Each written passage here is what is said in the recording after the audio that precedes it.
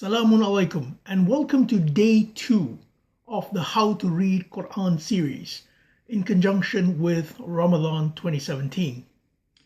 Today I'd like to talk to you about the concept of self-reference. When preparing for this series, I had quite a number of choices of how to begin speaking about this method of how to read Quran. But after much thought, I decided that starting out with this particular idea of self-reference is perhaps the best way, because self-reference is the linchpin of the existential reading. In other words, without self-reference, there is no way we can actually formulate an existential reading. Before that, I'd like to give you, before I begin speaking about self-reference in Quran, I'd like to give you an analogy about self-reference. Now, if you think about writing a biography, let's say if you wanted to write a biography about a current leader, say Donald Trump, for example, it's fairly easy to get reports about Donald Trump. You can even interview Trump himself, and you will give a report based on your understanding of who Trump is. But it will not be the same as Trump speaking about himself.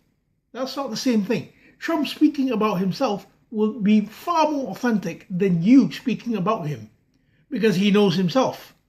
And if he can express himself clearly, then his narrative about himself will be far more accurate. Now, if you wrote a biography about a person long dead, let's say someone from a few hundred years ago, Isaac Newton or someone like that, that would be a bit more difficult, because you would have to trace sources about him. You would have to verify if the sources are correct, and there is no way of doing that because the people are all gone. And if you were to write a biography about someone who is even more removed from history, so let's say Plato, then it would be almost impossible, because even the secondary sources about Plato may not be authentic, and there is no way you could verify it. So you are literally guesswork upon guesswork.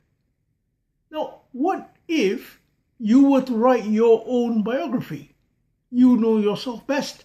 If your memory is good, if your ability to speak is good, then you will give the best report about yourself. And that is the most authentic kind of writing you can produce. Now, when we go to Quran is a text which, historically speaking, came out 1,400 years ago. It was revealed 1,400 years ago. But rather than guess what it's about, it contains information about itself. So when you read it and you form a perception about it, you should check with these bits of information and see if in fact that information is parallel to what you have perceived. Take, for example, the Quran says, "Verily, this Quran guides to what is most establishable." Chapter 17, verse 9. So you should check your understanding. Is it actually doing that? And the way you can do this comprehensively is by looking at all the occurrences of the word Quran. Quran. And the word appears a few dozen times in Quran. And if you look at how it appears, it will tell you how to read Quran. Take, for example, the first occurrence, chapter 2, verse 185, which says, شهر رمضان الذي أنزل في القرآن هدى للناس وبينات من الهدى والفرقان.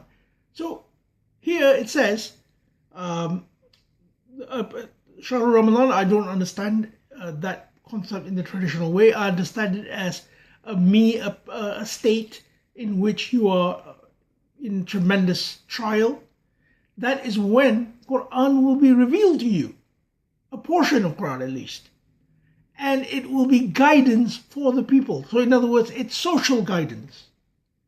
It is also clarification from the guidance. So in other words, the direct guidance you receive from God, it will clarify it for you. Wal Furqan, and it is a criteria between the right and the wrong. So you see, Allah is telling you, when you perform a certain process, namely the process of abstinence or discipline or sawm, then you will get a measure of Quran, and the measure of Quran will do certain things. Is it doing those things for you? If it is, then you are on the right track. So you see, if you continue to look, for example, the next occurrences of Quran is chapter 4, verse 182, which says, أَفَلَا يَتَدَّبَّرُونَ الْقُرْآنَ, do they not contemplate deeply on Quran?